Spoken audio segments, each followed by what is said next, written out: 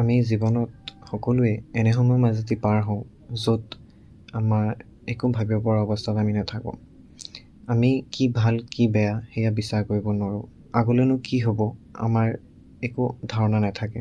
গোটেই জীৱনটো যেন আন্ধাৰ লাগে। এনে সময়ৰ মাজেদি আমি সকলোৱে পাৰ হওঁ আৰু ময়ো তাৰ মাজৰে এজন।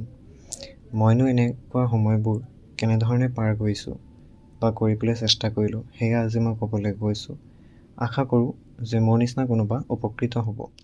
মনত ৰাখিব যেনে অৱস্থাত আজি আপুনি আছে সেয়া টেম্পৰেৰীহে, এয়া পাৰ্মানেণ্ট নহয়। ইংৰাজীত এটা কথা আছে, দিছ টু শ্বেল পাছ। এই সময়খিনিও পাৰ হ'ব। একো ভাল বেয়া কোনো সময়ে ৰৈ নাথাকে। আমি নিজৰ আৰু ভগৱানৰ ওপৰত অটুট বিশ্বাস ৰাখি জীৱনত আগবাঢ়িবই লাগিব। কিন্তু এয়ানো আমি কেনেকৈ সহজভাৱে কৰিম বা কৰিবলৈ চেষ্টা কৰিম, এয়া মই কৈছোঁ। কেইটামান ষ্টেপছ আপোনালোকক ফ'ল' কৰি চাওক। যদি ভাল লাগে মোক এবাৰ জনাব। প্ৰথম, এক্সাৰচাইজ কৰিব। যেতিয়া মন খুব বেছি বেয়া হয়, নিগেটিভ মাইণ্ডত চলি থাকে, একোৰে বস্তুৰ ক্লেৰিটি নাথাকে মাথাত, তেতিয়া এক্সাৰচাইজ কৰিব, য়োগা কৰিব। একো যদি মন নাযায়, অলপ সময় অকলে বহি আপোনাৰ এইটো 5 মিনিটৰ পৰা 10 মিনিটলৈকেও হ'ব পাৰে, 7 মিনিটলৈকে হ'ব পাৰে, যিমান দূৰ সম্ভৱ। কোনোবাই নোৱাৰিছে 1 মিনিট 2 মিনিটৰ কাৰণে হ'লেও চুপচাপ বহক, পিঠি পোন কৰি, ডিঙি পোন কৰি অকল উশাহ লওক, চকু বন্ধ কৰি। একো ভাবিব দৰকাৰ নাই, একো চিন্তা কৰিব দৰকাৰ নাই। যদিও কিবা চিন্তা মাথাত আহি আছে সেয়া আহক, নেগেটিভ হওক পজিটিভ হওক, জাষ্ট এজ এ অবজাৰ্ভাৰ, যেনে আপুনি সেইটো চাইহে আছে তেনেধৰণে আপুনি বস্তুটো চাওক, অবজাৰ্ভ কৰক। কিন্তু এক্সাৰচাইজ যদি আপুনি তাৰ লগতে কৰে, সেইবোৰ আপোনাৰ কাৰণে ভাল। আপোনাৰ কৰিব মন নাযায়, কাৰোৰে মন নাযায়, মোৰো মন নগৈছিলে।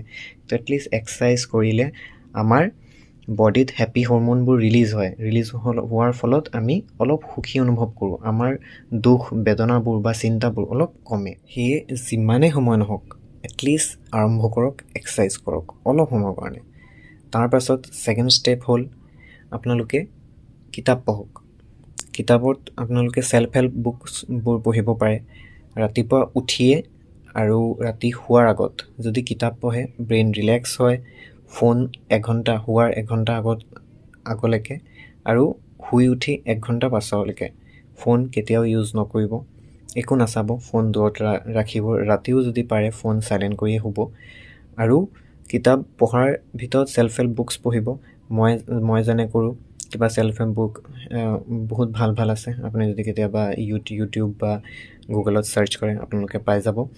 আৰু কি কৰিব, যদিহে ধৰ্মৰ প্ৰতি আপোনাৰ অলপ ইণ্টাৰেষ্ট আছে, মোৰ নিচিনা আপুনি ভাগৱত গীতাখন যোনটো ভাষাতে আপুনি বুজি পায় সেই ভাষাতে কিনি আনি 1 পেজকৈ পঢ়িব।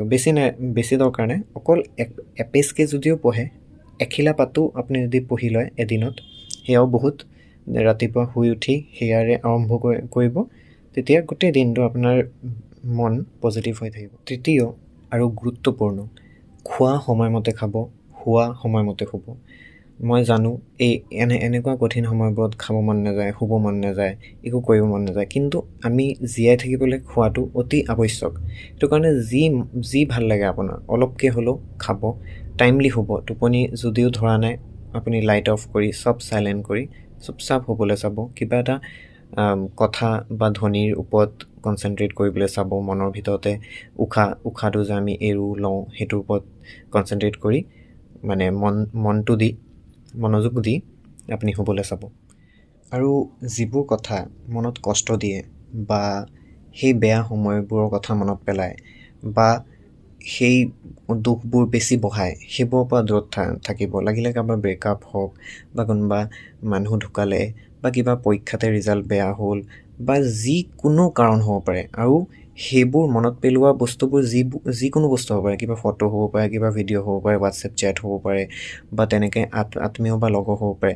সেই গোটেইখিনি বস্তুৰ পৰা দূৰত থাকিব, অকল পজিটিভ কথাই চিন্তা কৰিব আৰু ভাবিব। শেষত মই ইমানেই ক'ব বিচাৰোঁ যে এইবোৰ কৰি মই নিজৰ অৱস্থাক আৰু বহুত ভাল কৰিলোঁ। আগলৈও মই সেয়া কৰিম।